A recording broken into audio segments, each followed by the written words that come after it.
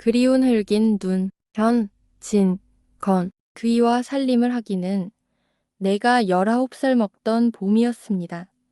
시방은 이래로 30도 못된 년이 이런 소리를 한다고 웃지 말아요. 기생이란 20살이 환갑이라니 30이면 이를테면 100세 상수한 할미쟁리가 아니야요. 그때는 괜찮았답니다. 이 푸르족족한 입술도 발그스름하였고 토실한 뺨볼이라든지 시방은 총누란 별명조차 듣지만은 오동통한 몸피라든지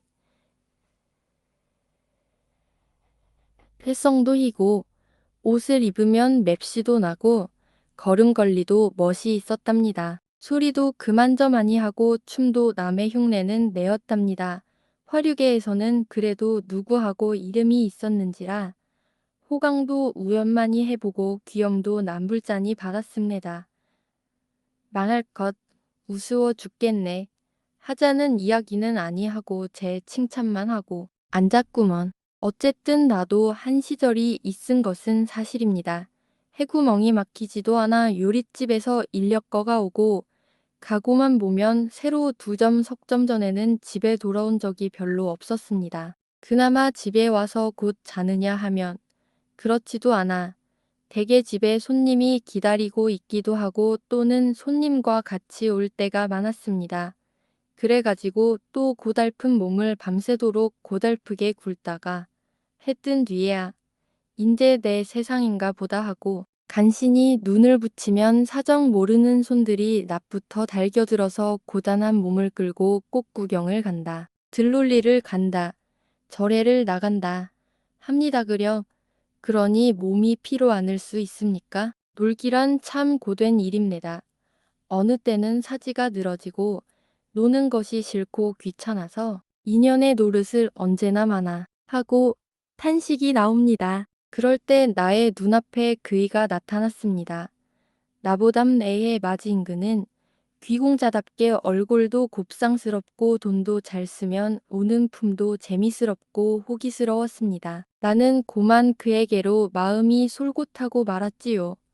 그이도 아에게 적지 않게 빠진 모양이었습니다. 그럭저럭 관계가 깊어가자 그이는 나와 살자고 졸르지 않겠습니까? 마침 기생 노릇도 하기 싫던 차이고 밉지도 않은 사내라 내심으론 이게 왜 떡이냐 싶었지만 그래도 그생 행투가 그렇지 않아 이 핑계 저 핑계로 그이를 바싹 달게 해서 돈 1,000원이나 착실히 빼앗아서 어머니를 주고 마지못해 하는 듯이 살림을 들어가게 되었습니다. 그이는 간이라도 빼어 먹일 듯이 나를 사랑해 주었습니다. 나를 얻기 전에도 우입게나 해본 모양이었으나 나이가 나이라 어리고 참다운 곳이 있었습니다. 나의 말이면 콩을 파치라 하도 고지 들었습니다. 나의 청이라면 무엇이고 낙종치 않는 것이 없었습니다. 이 눈치를 알아본 나는 그이로부터 가진 것을 졸라내었습니다. 우리 든 집 문서도 내 이름으로 내게 하고 자개농이랑 자기 의걸리랑 한 칸 벽에 맞는 큰 채경이라 물론 온갖 비단과 봉옥을 필필이 들여오게 하고 철철에 따르는 비녀며 사흘 돌리로 진고개에 가서는 순금 반지, 진주 반지, 보석, 반지를 사게 하였습니다. 이외에 어머니의 생신이라는 둥, 일가의 혼례에 쓴다는 둥, 장사에 쓴다는 둥, 빚을 졌다는 둥 갖은 핑계를 만들어서 그의 돈을 긁어내었습니다. 무슨 내 변명이 아니라 이런 짓을 한 게 전수히 나의 욕심 사나운 까닭도 아닙니다. 사라고 하고 달라고 하는 그것이 어쩐지 좋고 재미스럽기도 하였어요. 그리고 또 그것이 그에게 피우는 애교이고 아양이었어요. 그것뿐도 아니지요. 내 말이라면 어느 정도까지 들어주나 곧 그이가 나한테 얼마나 홀리었는지를 자질도 하고 싶고 뜻대로 성공을 하면 물건 얻은 것보단 몇 갑절 더 기뻤습니다.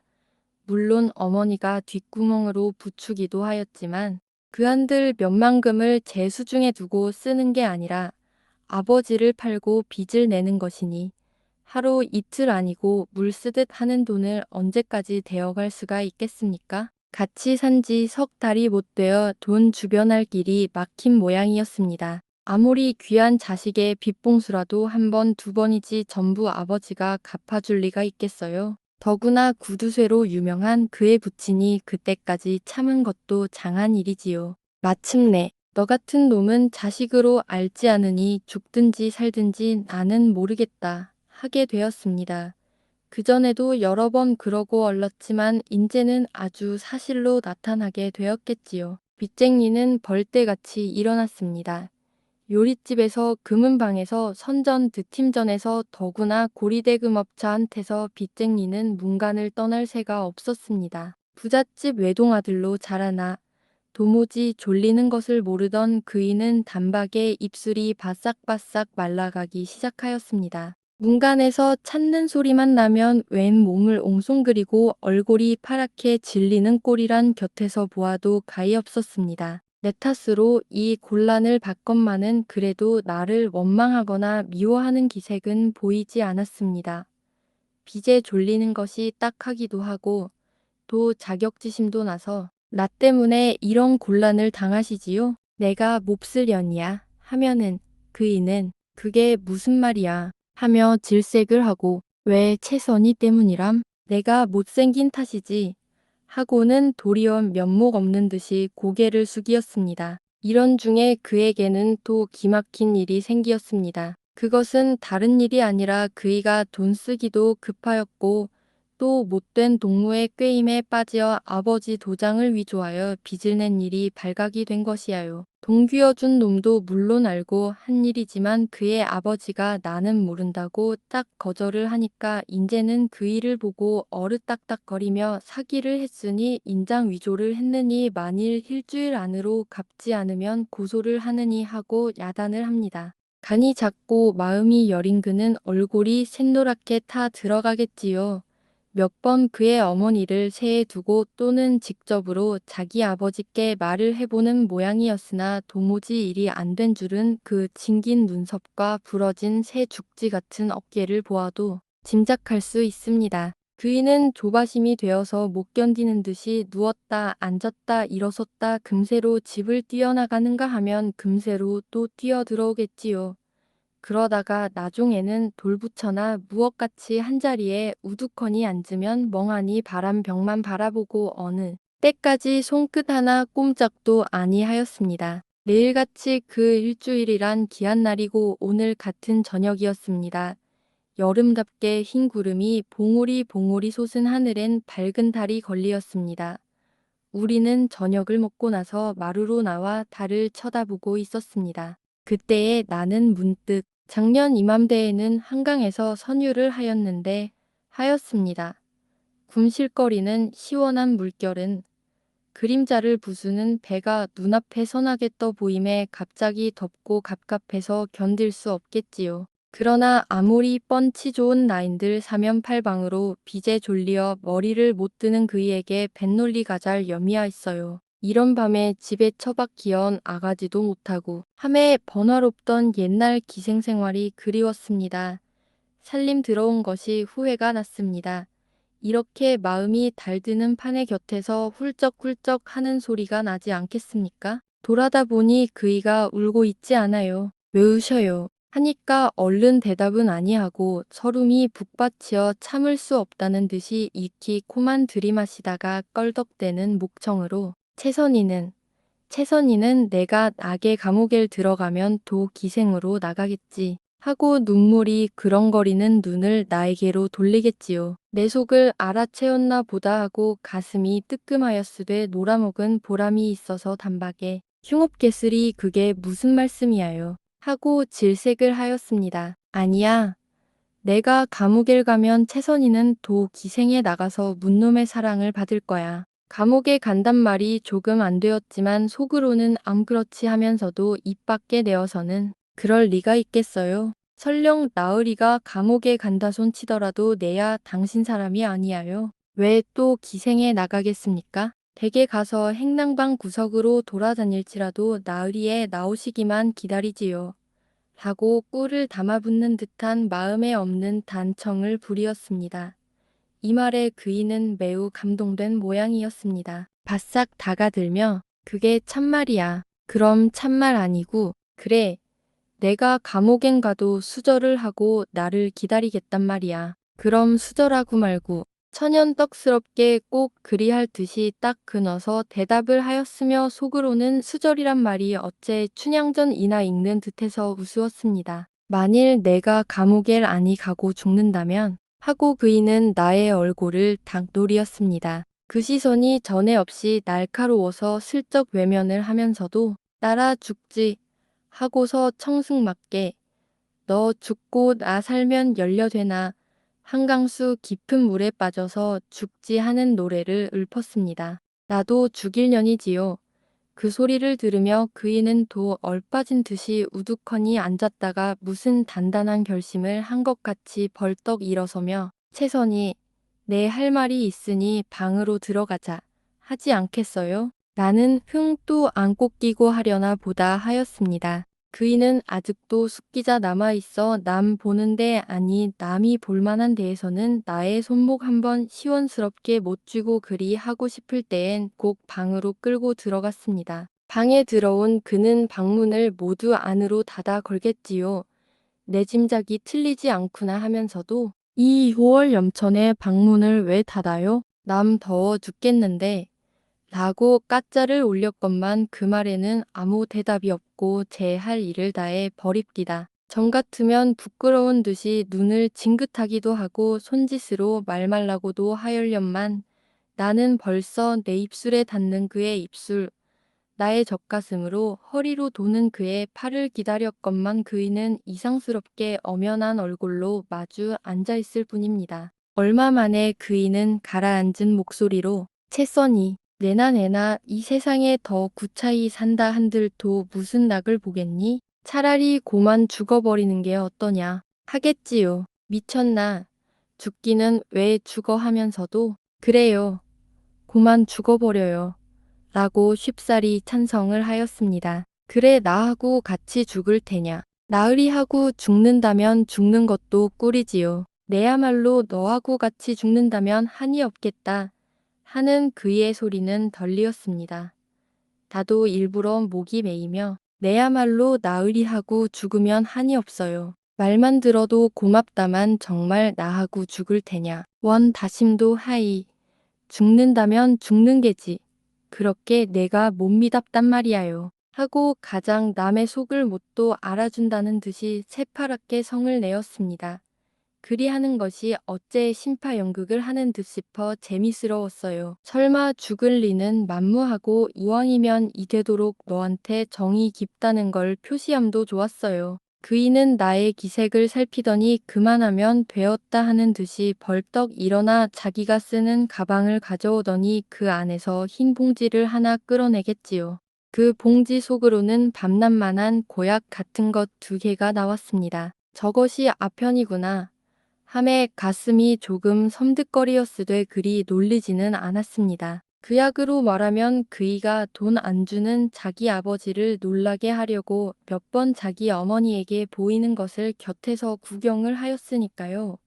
그것을 먹고 죽는다고 야단을 해서 돈을 얻어온 일도 있으니까요. 그러니 시방 와서 새삼스럽게 놀랄 것도 없지만은 같이 죽자는 말끝에 그것이 나온지라 시방껏 달뒀던 마음이 조금 긴장은 됩디다. 그이는 자릿길을 당기더니 그 약을 옆에다 놓고 이윽히 나려다 보며 당리똥 같은 눈물을 뚝뚝 덜어뜨리지 않겠습니까?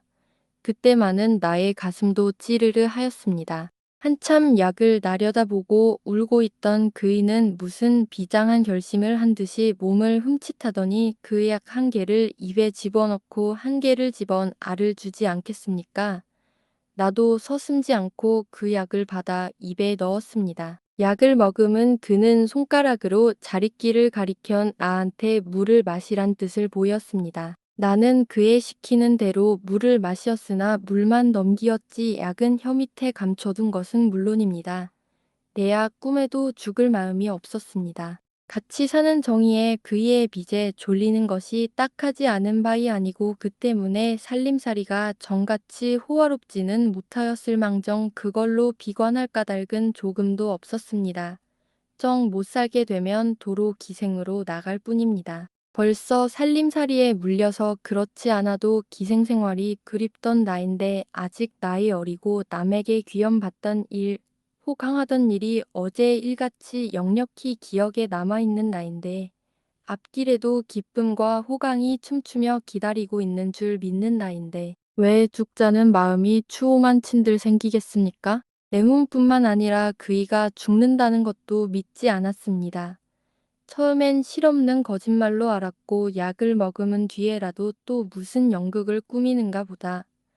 내일이고 모레면 그 댁에서 허덕지덕 돈을 갖다 줄 터이니 또 흥청거릴 수 있구나 하고 도리어 기쁘기도 하였습니다. 독약을 먹고 하는 노릇이라 가슴이 조그마니 떨린 것도 아니지만 그러나 어찌해요. 그이는 나의 물 마시는 것을 보더니 매우 안심된 듯이 내 손에서 자릿기를 빼앗아 꿀떡 마셔버렸습니다. 그이가 정말 약을 삼킨 것은 좁은 목구멍으로 굵은 약덩이가 넘어가노라고 얼굴이 새빨개지고 어깨를 추스르며 목줄기가 구불텅거리는 것만 보아도 알 수 있습니다. 그러더니 고만 뒤로 벌떡 자빠지겠지요. 약 힘이 삽시간에 퍼진 것은 아니겠지만 약을 먹었다 하는 생각에 정신을 잃었는가 보아요. 이 뜻밖의 일에 그이로 보면 조금도 뜻밖의 일이 아니겠지만 나는 더 할 수 없이 놀래었습니다. 저희가 정말 죽었구나 하는 생각이 칼날같이 가슴을 찌르자마자 뭐라고 형용할 수 없는 감정이 온몸을 뒤흔들었습니다.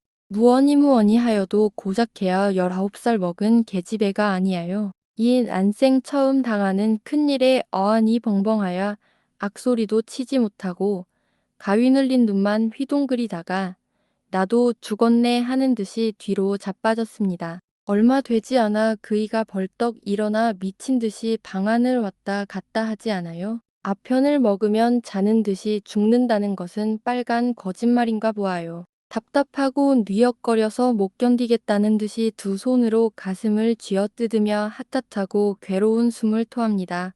그러더니 다짜고짜 두 손을 입안으로 넣어 외괴 헛구역질을 하겠지요. 아마 속이 너무도 괴로움에 죽자는 결심도 간 곳 없고 먹은 약을 토해낼 작정이던가 보아요. 그러나 약은 안이 나오는 듯하였습니다. 이 광경을 바라보는 나도 일변 무섭기도 하였지만 못 견디리 만큼 괴롭기도 하였습니다. 그에 받는 고통이 도무지 내 탓이 아니하요. 날로 하여 돈을 쓰고 그 돈에 몰리다 못하여 죽는 죽음이니 내 탓이 아니고 누구의 탓이겠습니까? 그런데 나는 죽을 때까지 그를 속이었습니다. 거짓 죽는 신용을 해서 그를 속이었습니다. 내가 만일 달아 죽는다 아니 하고 그를 말리었던들 그이는 아니 죽고 말았을지도 모르지요. 그 약을 먹고 저런 욕을 아니 볼는지도 모르지요. 그러면 내 손으로 그이를 죽인 것이나 징배가 무엇입니까? 그때야 물론 이렇게 사리를 쪼개서 생각은 안 했지만은 차마 그이의 괴로워하는 꼴을 볼 수는 없었습니다. 나는 진저리를 치고 눈을 딱 감았습니다. 그때입니다. 무엇이 나의 어깨를 흔들지 않아요? 번쩍 눈을 떠 보니까 그이가 걷어쳐 올라가는 개게 풀린 눈으로 내 옆에 앉아선 알을 나려다보고 있겠지요. 나는 소름이 쭉 끼치어 흠칫하고 몸을 소스라쳐 일으켰습니다. 나의 일어나는 것을 보고 그이도 따라 일어서며 용서해 달라는 표정으로 괴롭지, 괴롭지, 공연히 나 때문에 라고 더듬거리고는 눈에 눈물이 핑 도는 듯하였습니다. 그 소리는 어쩐지 무서움에 떠는 나의 창자속까지 스며들어가는 듯하였습니다. 나의 눈에도 뜨거운 눈물이 쏟아졌습니다. 그러자 그이는 바짝 다가들며 한 손으로 내 목덜미를 안고도 한 손일랑 나의 입에 들이댑니다. 죽어가는 가히 아니 벌써 송장이나 진배 없는 그의 손이 나에게 닿았건만 나는 조금도 전같이 두렵고 무서운 증이 들지 않았습니다. 베아타라 베아타 어서 베아타 하고 그이는 손가락을 내 입안으로 귀역귀역 들이밀겠지요. 이때에 입안에 든 약을 생각한 나는 흘리던 눈물을 뚝 그치고 애구머니 싶었습니다. 나는 그이의 지중한 사랑에 감흡하였으되 그이가 돌려내려고 애를 쓰는 것이로되 나는 그 약을 내어 놓기가 죽어도 싫었습니다. 나는 차라리 삼켜버리려 하였습니다. 몇 번을 침을 고아 그 약을 넘기려 하였으나 원수의 덩이가 큰 까닭인지 세상 넘어가지를 않습니다. 그러는 판에 내 입에 들어온 그의 손가락이 벌써 그 약을 집어내겠지요. 그 약을 집어내자 나를 바라보던 그의 얼굴은 시방도 잊히지 않습니다. 어쩌면 그 곰상스럽던 얼굴이 그렇게 무섭게 변할까요? 나는 어떻다 형용할 수가 없었습니다.